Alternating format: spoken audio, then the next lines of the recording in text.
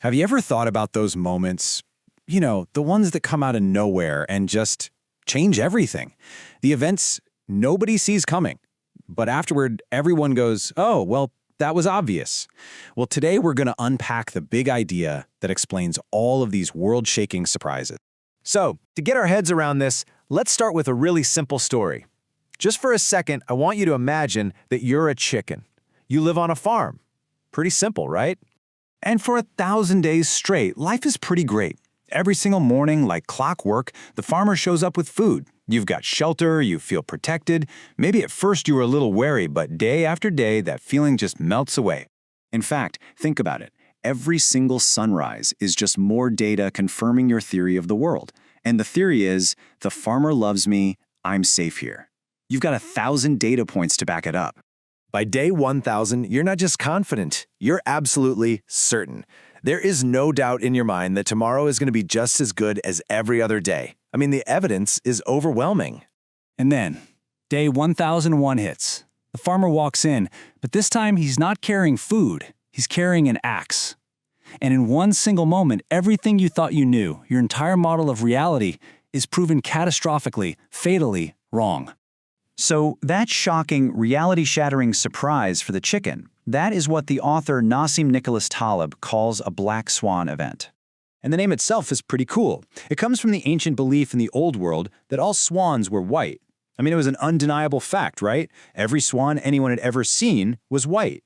Millions of observations confirmed it, until an explorer sailed to Australia and found a black one. Just one single bird was enough to completely demolish a belief that had stood for centuries. But here's a super important point. A black swan is all about perspective. To the chicken, what happened was the ultimate unthinkable catastrophe. But to the farmer, it wasn't a surprise at all. It was just another day at the office. Business as usual. Okay, so why does it feel like these huge, unexpected events are happening more and more often?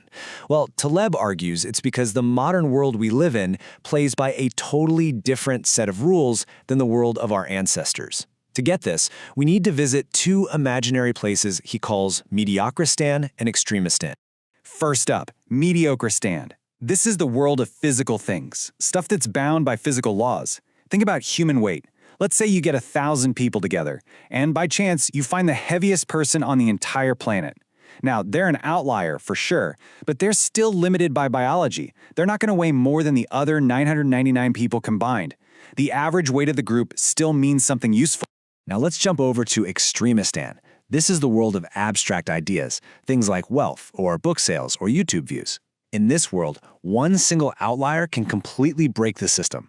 Let's take those same 1,000 people, but now let's add one billionaire to the room. All of a sudden, that one person represents basically all the wealth. The whole idea of an average person's wealth becomes a total joke. It's completely meaningless because of one extreme data point. And here's the kicker. Our world of global finance, viral trends, and interconnected networks, it runs on the rules of Extremistan. It's not constrained by physical limits. This creates these massive winner-take-all dynamics, where extreme, unpredictable outcomes, black swans, aren't just a weird exception. They're baked into the system. Okay, so if our world is this unpredictable, why are we so consistently terrible at seeing it coming? Well, it turns out our own brains are kind of working against us. We're wired with these mental blind spots that make us completely blind to black swans. First, you've got survivorship bias. We hear the stories all the time, right? The college dropouts who started companies in their garage and became billionaires. But what we don't hear are the stories from the millions of other people who tried the exact same thing and failed miserably. All we see are the winners, which gives us this completely warped view of reality, making us think extreme success is some kind of predictable recipe.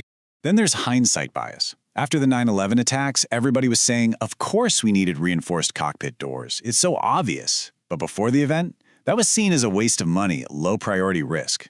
See, after a black swan hits, we look back and convince ourselves it was predictable all along. And that is so dangerous because it makes us feel like we'll see the next one coming, but we won't. And finally, there's something called the ludic fallacy. Basically, we think that because we can calculate the odds of rolling a dice or drawing a certain card, we understand risk in the real world. But real life isn't a casino game with neat, tidy rules. The real world is a messy, chaotic jungle where totally wild, unimaginable things can and do happen. And here's the real paradox. You'd think all our modern progress, all our efficiency would make us safer, but actually, it's created a world that's even more fragile and way more vulnerable to the shock of a black swan. Get this. A few years ago, the government of Pakistan tried to block YouTube just within their country. They made one tiny mistake in their code and they accidentally knocked the entire global site offline for everybody for hours. It just goes to show you, in a world this interconnected, one little mistake can spiral into a global catastrophe. It's like a domino effect. And if you want a really scary thought, look up the Carrington event. Back in 1859, a massive solar flare slammed into Earth. In a world without electricity, it was mostly just a cool light show. But if that exact same event happened today, it could wipe out our power grids, our satellites, the internet, for months, maybe even years. We know this can happen. Scientists say there was about a 12% chance of it happening in the 2010s alone, and yet we are still woefully unprepared for the fallout. So, with all this doom and gloom, what are we supposed to do? Well, the point isn't to get better at predicting the next black swan. That's literally impossible. The point is to change how we think about the world. Let's go back to our chicken and farmer. We need to stop being the chicken, completely blind to the real risks, living in a fantasy. We need to start thinking more like the farmer, who understands how the system really works and is prepared for what can happen. It's not about prediction. It's about being robust enough to handle the shocks when they come. But here it is, the final, and maybe the most important twist in this whole story. Not all black swans are bad. Some are these beautiful, wonderful, wildly positive events. Think about the invention of penicillin, or the internet. And then there's the biggest, most improbable one of all. 1 in 400 trillion. That number, those are the estimated odds against you, yes, you, being born, against your specific DNA, your specific parents, in this specific moment in history, all coming together to create you. Statistically speaking, it's an impossibility.